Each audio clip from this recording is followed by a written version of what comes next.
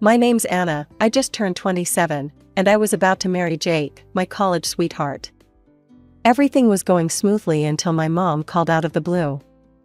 Anna, sweetie. Her voice was way too chipper.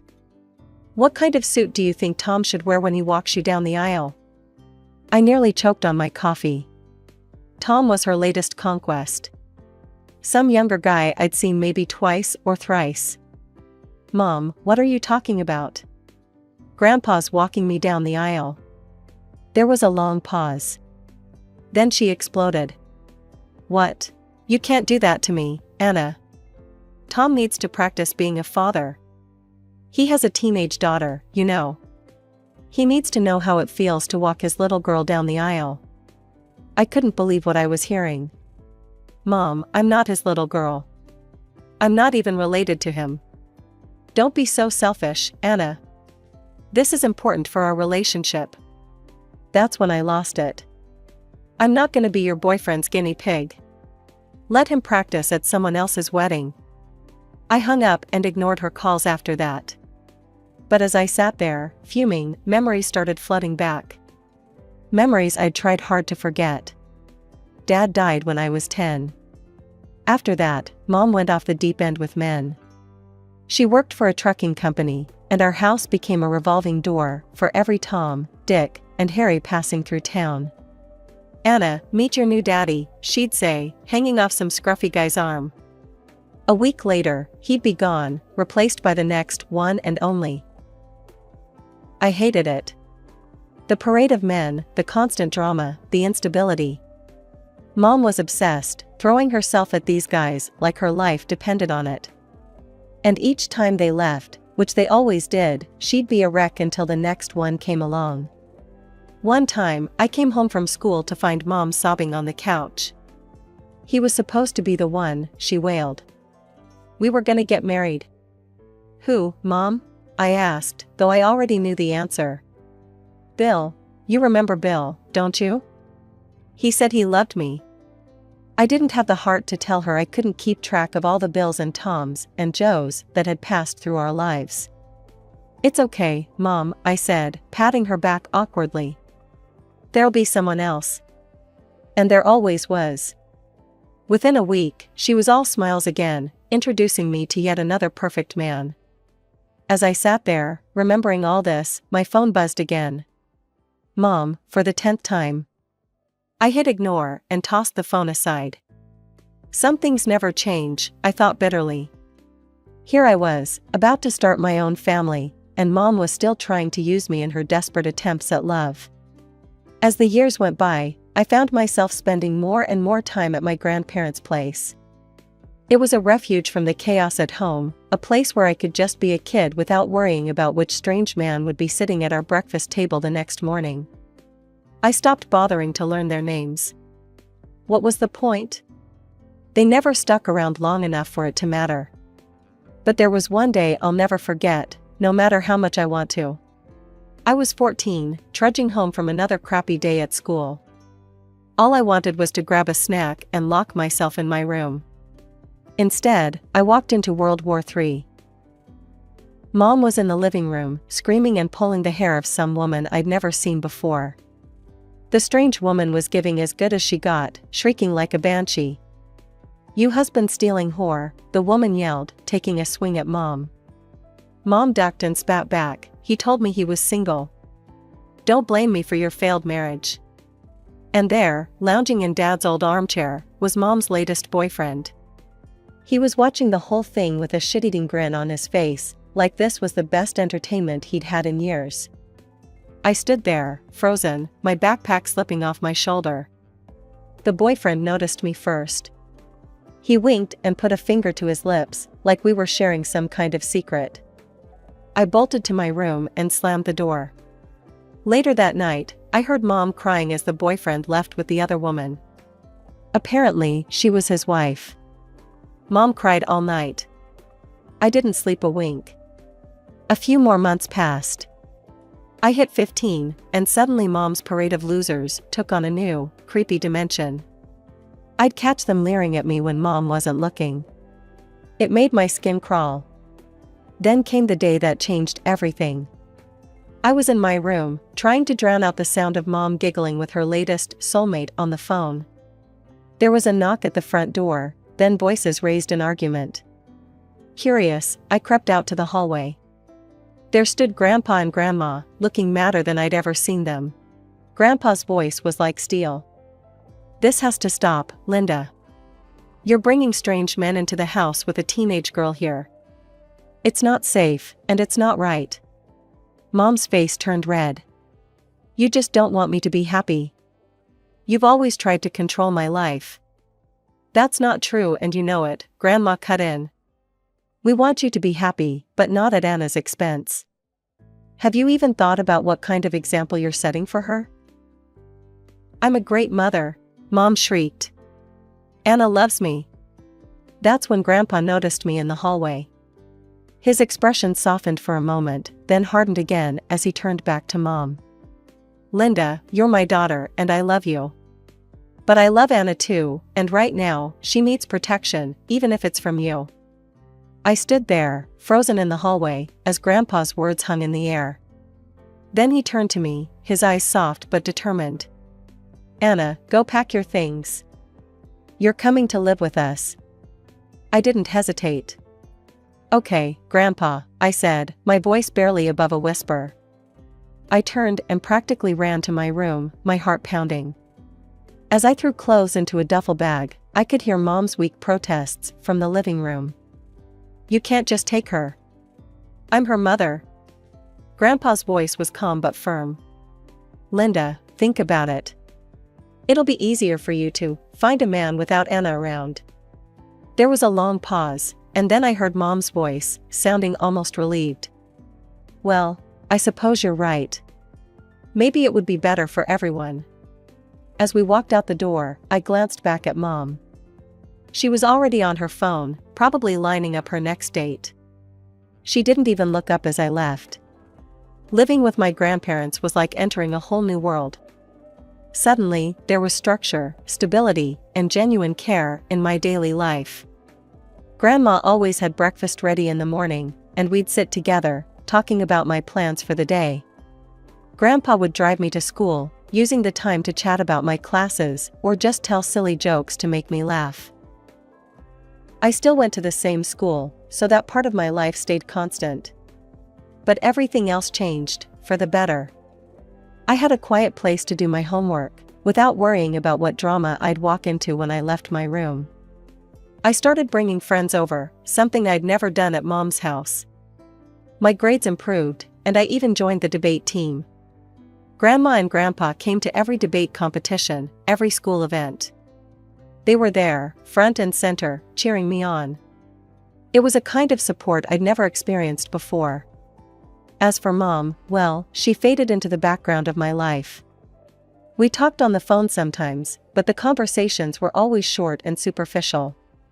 Years passed this way. Before I knew it, I was putting on my cap and gown, ready to graduate high school. To my surprise, Mom showed up at the ceremony. She sat with my grandparents, looking uncomfortable and out of place. After I got my diploma, she gave me a quick hug. "I'm proud of you, sweetie," she said, but her eyes were already darting around the crowd. "Thanks, Mom," I replied, not knowing what else to say. "Listen, I've got to run. I have a date with this amazing guy I met last week. You understand, right?" And just like that, she was gone, leaving me standing there in my graduation gown, watching her hurry out of the auditorium. Thanks to my grandparents' generosity and support, I headed off to college with a spring in my step and hope in my heart. I decided to major in finance, joining the investment management program. That's where I met Jake. We started off as study buddies, cramming for exams and bitching about our hard-ass professors. Jake was easy to talk to, with a dry sense of humor that never failed to make me laugh. As the semesters flew by, our friendship deepened. It wasn't until our senior year that things changed. We were pulling an all-nighter for our portfolio management final when Jake looked at me, his eyes bleary from lack of sleep, and said, "You know, Anna, I think I'm in love with you." And just like that, we were a couple. It felt natural, like the logical next step in our relationship. By the time we graduated, we knew we wanted to spend our lives together. Now here we were, planning our wedding. It should have been the happiest time of my life, but Mom had to go and complicate things, as usual. I'd only met her latest boyfriend, Tom, a handful of times when I visited her. He was younger than her, probably in his late 30s, with a teenage daughter from his previous marriage. He seemed nice enough, I guess, but I couldn't for the life of me understand why Mom thought he should walk me down the aisle. After Mom's phone call, I knew I needed to talk to Grandpa. I drove over to my grandparents' house, the place that had been my true home for so long. Grandma greeted me with a hug and a plate of cookies. "What's wrong, sweetie? You look upset." I sighed, sinking into the familiar comfort of their couch. "It's Mom. She's got some crazy idea about her boyfriend walking me down the aisle at my wedding." Grandma and Grandpa exchanged a look I couldn't quite read. "What do you want to do, Anna?" Grandpa asked gently. I looked at him, this man who had been more of a father to me than anyone since Dad died. "I want you to walk me down the aisle, Grandpa. You're the one who's been there for me. You're the one who saved me." Grandpa's eyes got misty. He cleared his throat gruffly. "Well, if that's what you want, I'd be honored. But if you decide you want your mother's friend to do it, I'd understand that too." I shook my head firmly. "No, I don't need to choose. I made my choice a long time ago. It's you, Grandpa. It's always been you." Grandma came over and hugged us both.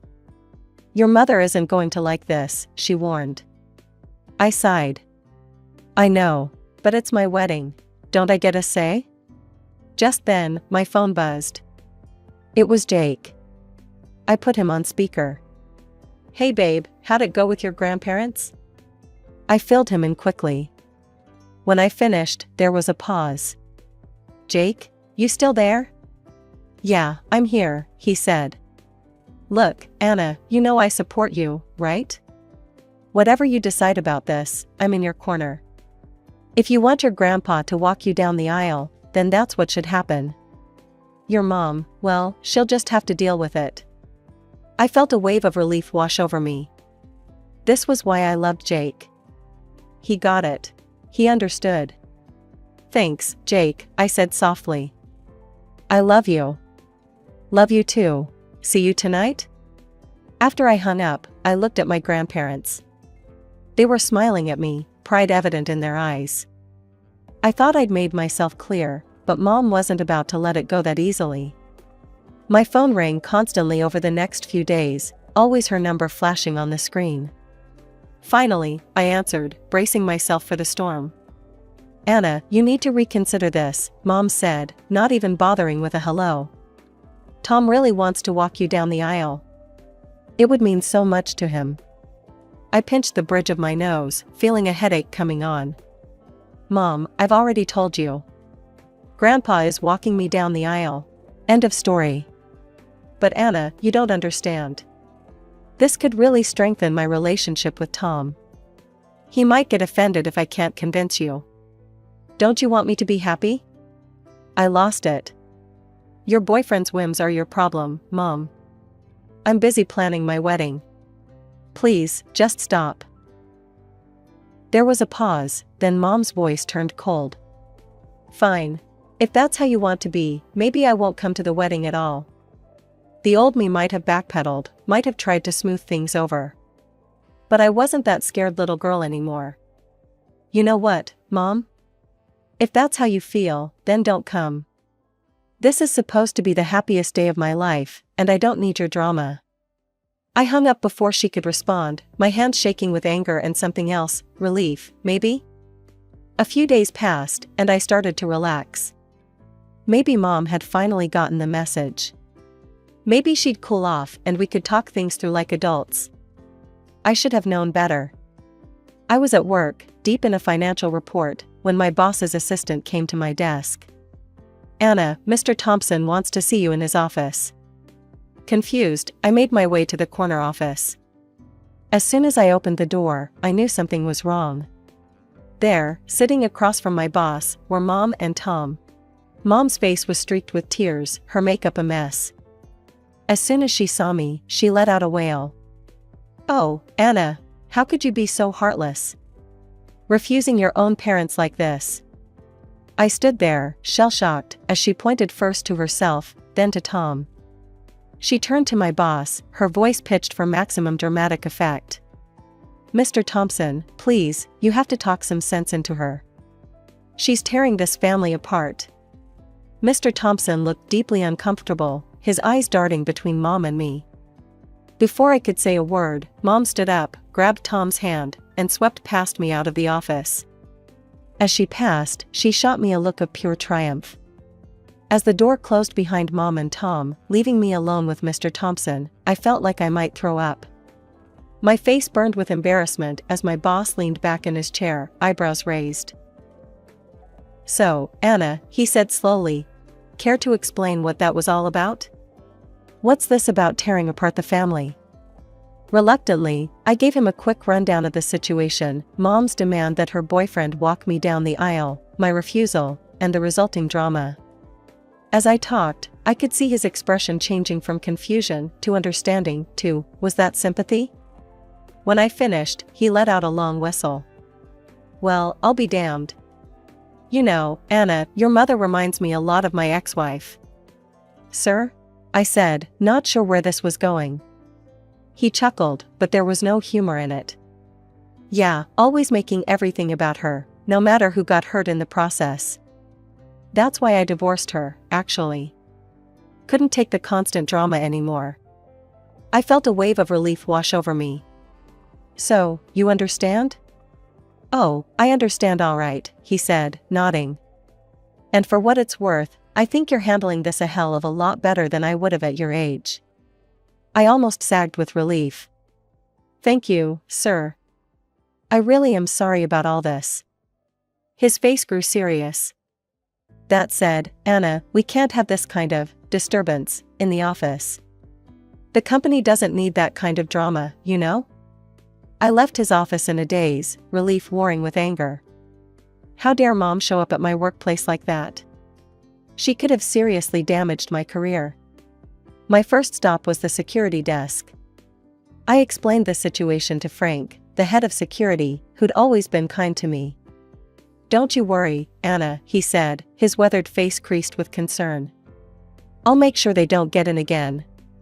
You just focus on that wedding of yours." Back at my desk, I opened my email. My hands were shaking as I typed, but I forced myself to keep going. "Mom, I can't believe you showed up at my office today. You could have jeopardized my job with that stunt. I've tried to be understanding, but this is the last straw. I'm writing to inform you that you are no longer invited to my wedding. Your boyfriend is not invited either.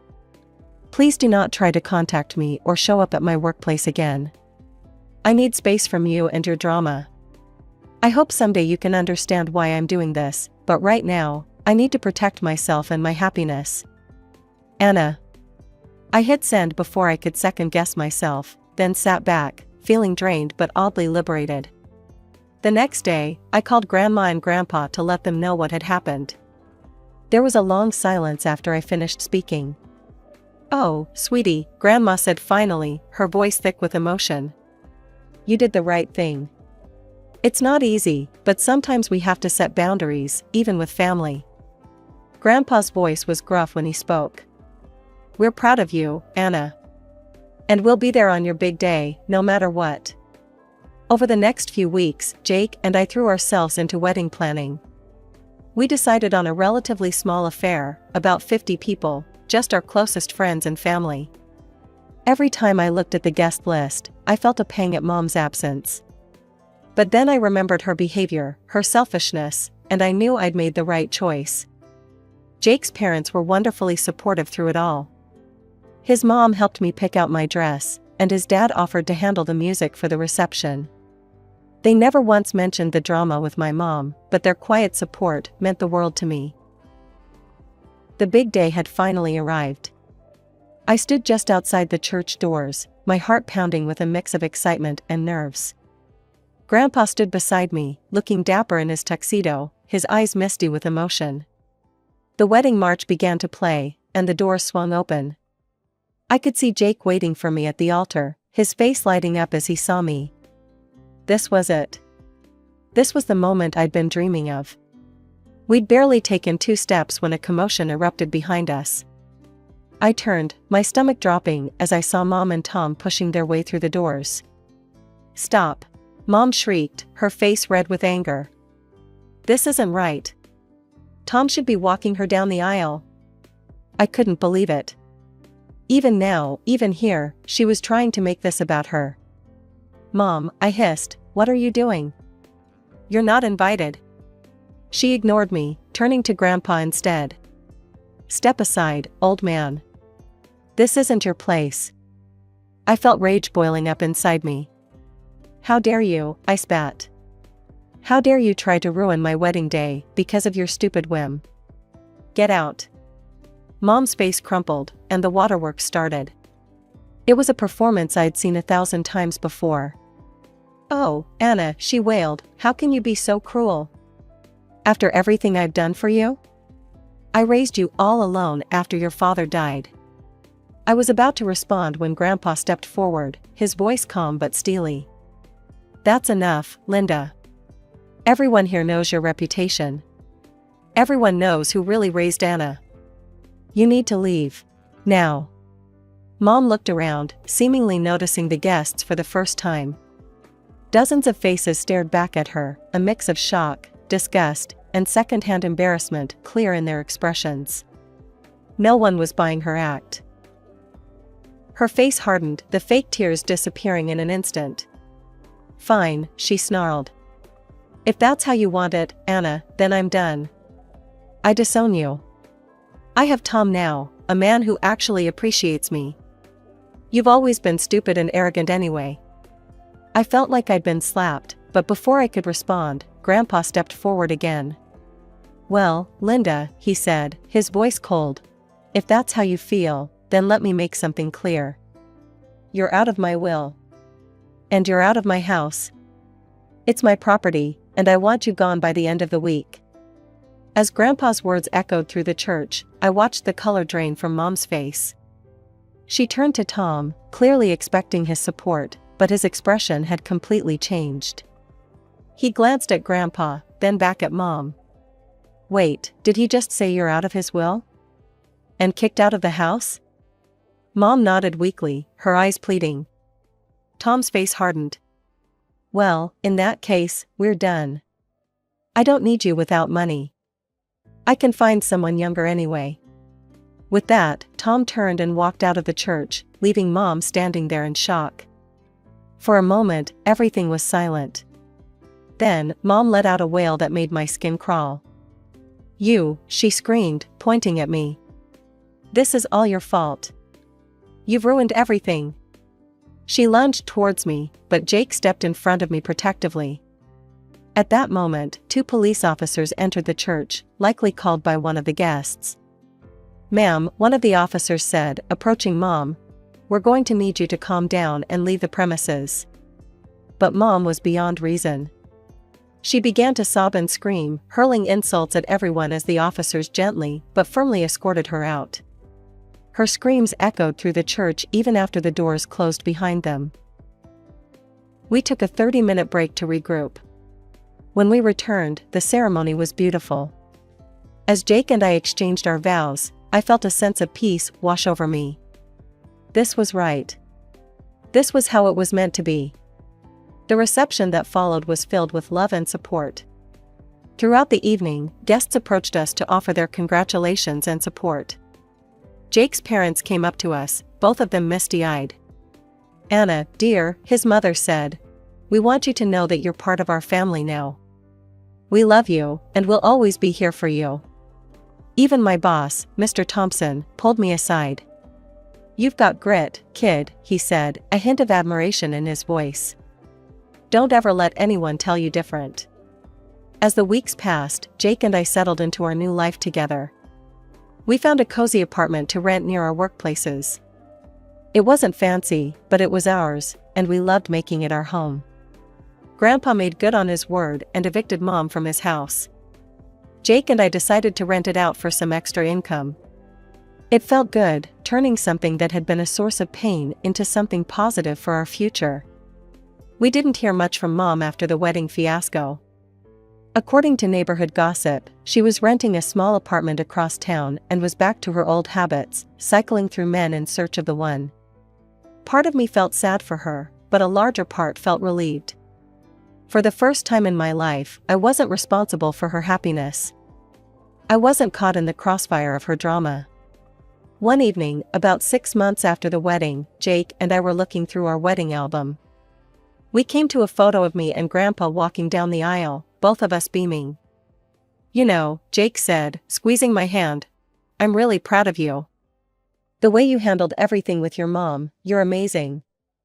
I leaned into him, feeling a warmth spread through my chest. "I couldn't have done it without you.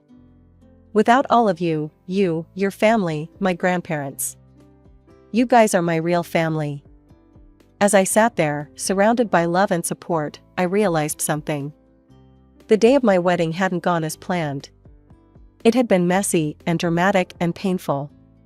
But it had also been a turning point. It was the day I finally broke free from the cycle of manipulation and guilt that had defined my relationship with Mom for so long.